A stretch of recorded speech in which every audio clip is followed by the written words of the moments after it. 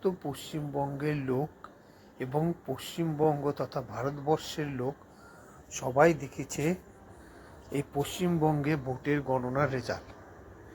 সেই রেজাল্টে পরিষ্কার দেখা যাচ্ছে মমতা ব্যানার্জি হেরে গিয়েছেন শুভেন্দুর কাছে 1,505 ভোটে।